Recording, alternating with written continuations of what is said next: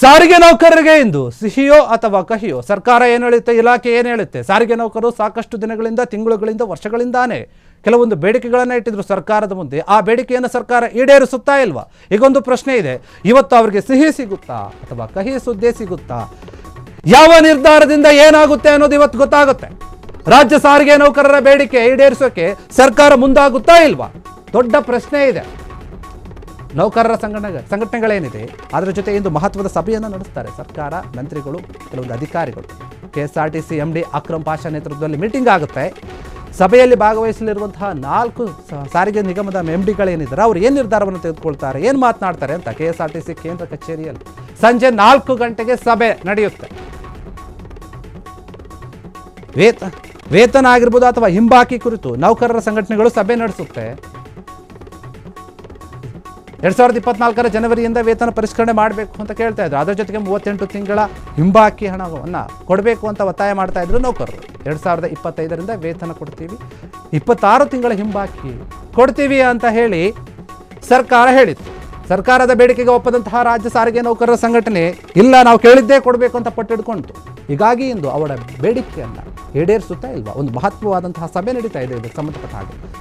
March 2ರವರೆಗೆ ಬೇಡಿಕೆ ಈಡೇರಿಸೋಕೆ deadline ಅನ್ನು ಕೊಟ್ಟಿದ್ರು ಸಾರಿಗೆ ನೌಕರರು ಮತ್ತು ಸಂಘ ಕೂಡ. ಒಂದು ವೇಳೆ ಈಡೇರಿಸದೇ ಇದ್ರೆ ಮುಷ್ಕರವನ್ನು ಮಾಡ್ತೀವಿ ಅಂತ ಇಂದು ನೌಕರರ ಸಂಘಟನೆಗಳ ಜೊತೆ KSRTCಯ MD ಸಭೆಯನ್ನು ನಡೆಸ್ತಾರೆ. MD Akram Pasha ಸಭೆಯತ್ತ BMTC KSRTC ನೌಕರರ ಚಿತ್ತ ಇದೆ, ಏನಾಗುತ್ತೆ ಅಂತ. ಇಂದಿನ ಸಭೆಯಲ್ಲಿ ನೌಕರರ ಬೇಡಿಕೆಗೆ ಅಷ್ಟು ಎನ್ನುತ್ತಾರಾ MD ಅಕ್ರಮ್ ಪಾಷಾ? ಇಲ್ಲ, ಬೇರೆ ಏನಾದರೂ ಹೇಳ್ತಾರೆ. ವಿವಿಧ ಬೇಡಿಕೆಗೆ ಈಡೇರಿಕೆಗೆ ಆಗ್ರಹಿಸಿ ವರ್ಷದಿಂದ ನೌಕರರು ದೊಡ್ಡ ಮಟ್ಟದ ಹೋರಾಟವನ್ನು ಮಾಡ್ತಾ ಇದ್ರು. ಸಭೆಯಲ್ಲಿ ಏನಾಗುತ್ತೆ?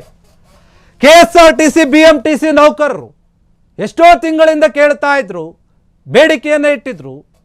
ವೇತನ ಪರಿಷ್ಕರಣೆ ಆಗಿರ್ಬೋದು, ಹಿಂಬಾಕಿ ಮೊತ್ತ ಕೊಡೋದಾಗಿರ್ಬೋದು, 38 ತಿಂಗಳದಿದೆ ಅದನ್ನು ಕೊಡಿ ಅಂತ ಕೇಳ್ತಾ ಇದ್ದಾರೆ. 2024ರಿಂದ ಏನಾಗ್ತಾ ಇದೆ ವೇತನ ಪರಿಷ್ಕರಣೆ, ಅದನ್ನು ಮಾಡಿ ಅಂತ ಹೇಳ್ತಾ ಇದ್ದಾರೆ. ಇಲ್ಲ, ಇವಾಗ 2025ರಿಂದ ಮಾಡ್ತೀವಿ, 28 ತಿಂಗಳದ್ದು ಎಷ್ಟೋ ಕೊಡ್ತೀವಿ ಅಂತ ಸರ್ಕಾರ ಹೇಳ್ತಾ ಇದೆ. ಆ ಸರ್ಕಾರ ಹೇಳೋದಕ್ಕೆ ನೌಕರರು ಒಪ್ಕೊಳ್ತಾನೆ ಇಲ್ಲ. ಬೇಕೇ ಬೇಕಾಗಿಲ್ಲ ನಮಗೆ, ನಾವು ಹೋರಾಟವನ್ನು ಮಾಡ್ತೀವಿ, ನಮ್ಮ ಕೆಲಸವನ್ನು ನಿಲ್ಲಿಸ್ತೀವಿ, ಈ ರೀತಿಯಾಗಿ ಪದೇ ಪದೇ ಹೇಳ್ತಾ ಇದ್ರು.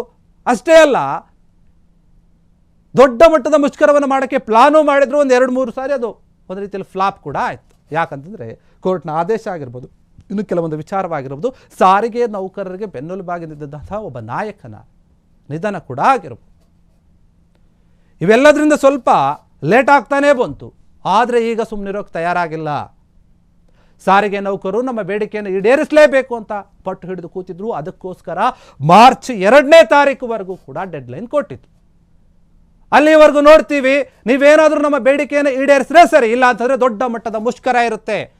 ರಾಜ್ಯದಲ್ಲಿ ಎಲ್ಲ ಕಡೆಯಲ್ಲೂ ಕೂಡ ನಾವು ಮುಷ್ಕರ ಮಾಡ್ತೀವಿ ಅಂತ ಸಾರಿಗೆ ಇಲಾಖೆಯ ನೌಕರರು ಪಟ್ಟು ಹಿಡಿದಿದ್ರು.